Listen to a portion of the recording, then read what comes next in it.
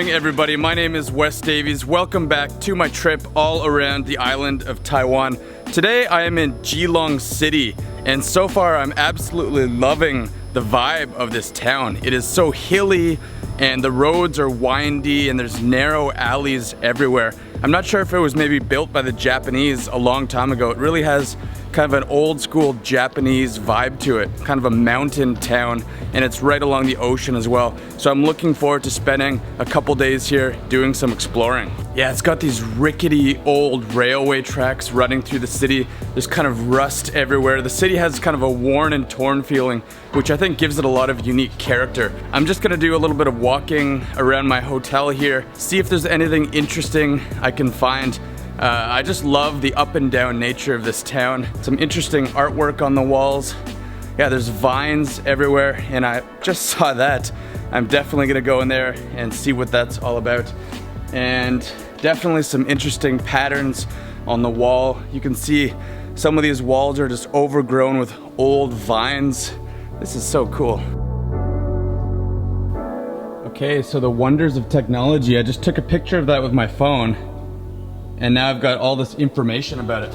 So apparently this old tunnel was built during the Japanese occupation period in 1903, and it was originally used as a bomb shelter for one of the local elementary schools during the war. And then later on it was connected to one of the state houses. I guess some Japanese officials lived there. Maybe they needed a quick exit in case anything happened, but it's just so interesting. I mean, I just turned off to the side of the road and now I'm sneaking through this tiny corridor. It definitely has a bit of a creepy vibe to it. And as you can see, I'm even hunched over. I'm not even a very tall man, but my head is just kind of scraping the top if I stand up straight. And there's all these really old historical pictures. This is so cool. Yeah, definitely used during the old wartime.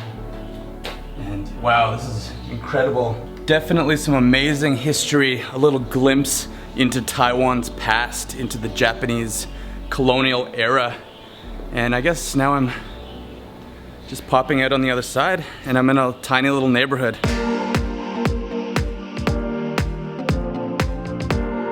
Very interesting so far. I'm gonna hop on my scooter and check out the next destination. I think from the maps anyways, it looks really, really cool.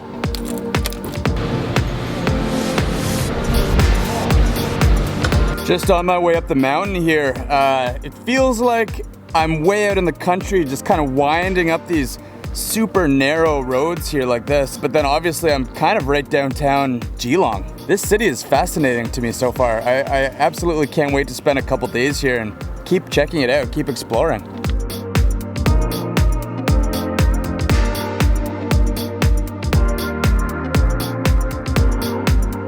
I think I've just been confusing Google Maps, or Google Maps has been confusing me, because there's all these crazy little roads. I mean, sometimes it'll say turn right and turn left, and I look, and it's just a road about the size of my scooter. But I think I'm finally in the general area. It looks really cool around here. You can definitely see the old Japanese influence. I'm not quite at my destination yet, but I mean, I just passed this place and it definitely looks worth checking out.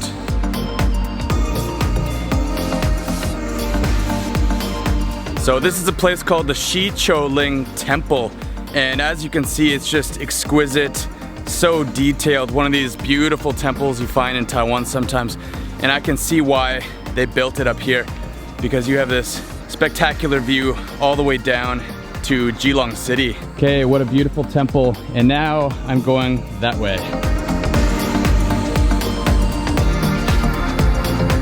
Finally, I've reached my next destination, and this is called the Choling Fortification, built during the French Sino War. And that was during somewhere around 1884 to 1885. So there's some serious history here.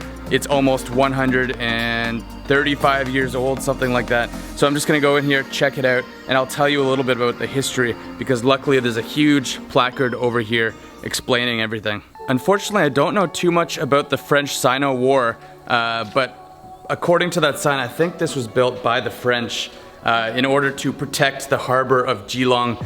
And suddenly you can't see me, right? So this was built as a strategic position high up above the city, and it kind of gave them a bird's eye view down all the way to the harbor. And they had a bunch of artillery cannons set up in the hills all around this area. So I'm just gonna walk in here. It's pretty dark actually.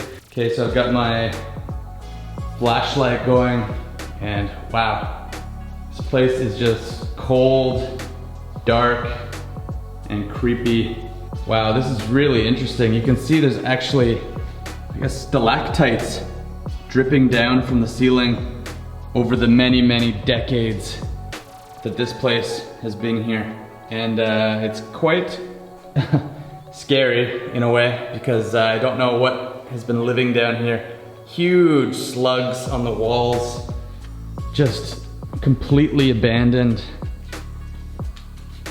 Let's go check out this side. I mean, it's just so interesting to think of all the history that has taken place here, because after the French Sino War, during the Japanese occupation, this was used again during that war. It was originally first used by the Chinese troops, and then eventually the Japanese defeated them and took it over and installed more artillery to protect the capital of Taipei. Yeah, so there's where I was, right in there. Obviously it's pretty well concealed, kind of stone and dirt on top. Okay, so that was some pretty interesting history that I learned about today. I didn't realize there was so much wartime history from that, French, Japanese era at the end of the 19th century. So I'm going to head down to the harbor now, see what else I can find, maybe stick to the historical theme today. And then later on, I'm going to check out the famous Keelung night market.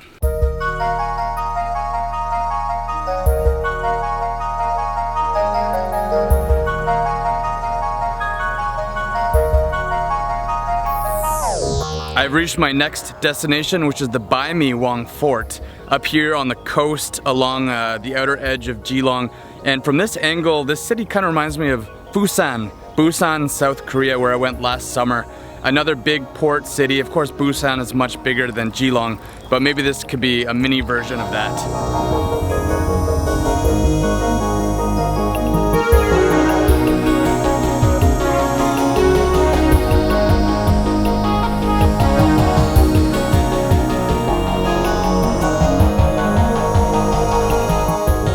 Definitely lots of really unique history I'm experiencing here in Keelung today, and I found myself again underground in one of these tiny little cavernous bunkers on the side of the hill. And this one in particular was the command bunker. So I guess the chiefs or the generals would come in here, and this is where they would observe the harbor of Keelung and probably plot their next moves of defense or attack.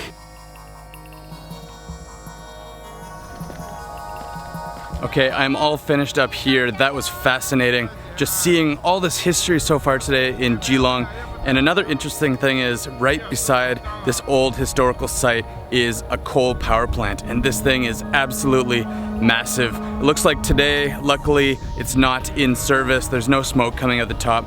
But, coal or no coal, it's just an impressive building and quite spectacular, right overlooking the ocean here. And I'm not sure if you can see it, but way out there, there's also a military vessel that has just departed from the port, heading out to sea. Looks like some kind of battleship or destroyer.